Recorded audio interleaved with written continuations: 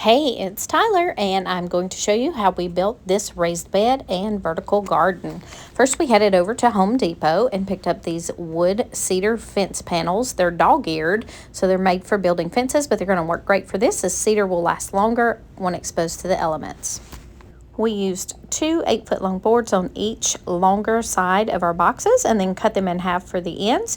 My husband used some scrap wood that we had laying around to apply to the back of the two side pieces to join them together.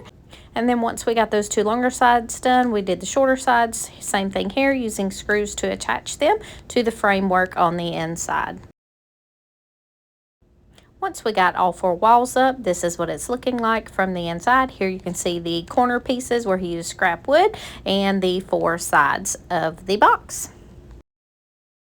Next, we're going to use some more pieces of scrap wood to attach to the inside just as a brace to make sure that these two boards stay together without any issues, because it is going to be heavy once we put all this dirt inside.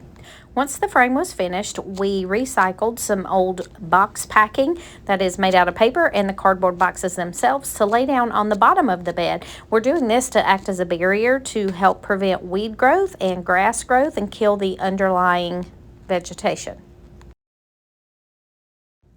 Here you can see our supervisor making sure everything is done and done correctly. While my husband's working on building the second box, I came through our garden and actually laid a really heavy layer of mulch down. We're adding mulch in between the rows this year and also all around the plants to help cut back on the weeds that pop up throughout the garden.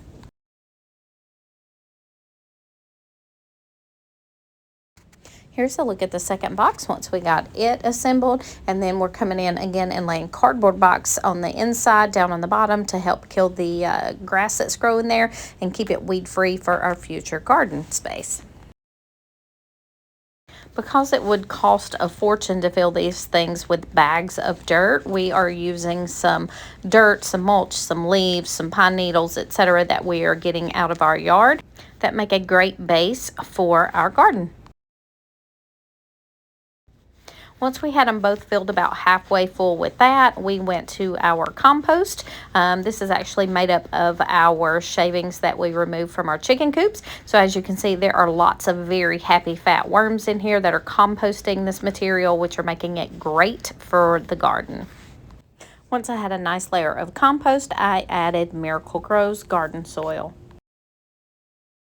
There were already some existing cucumber plants and strawberry plants that were in our garden that was previously planted, but we needed something for them to climb up, so we decided we were going to do a vertical garden using cattle panel. But first we're going to put some holes here. I'm just digging these out with my hands, and next I'm coming in to plant some green beans. As we know, green beans come in two forms. You can get a bush form or you can get a climbing form. These are obviously the climbing one. I'm putting a couple of beans in each hole and then simply covering it back over with this nice loose rich dirt with my hand, and these are going to sprout up, and once they start to grow, we will actually use them to climb up the vertical trellis as well.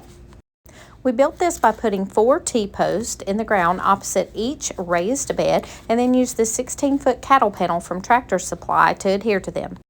He held one side of the panel in place while I walked towards him with the other side, and then once we got them in place, we attached it using zip ties.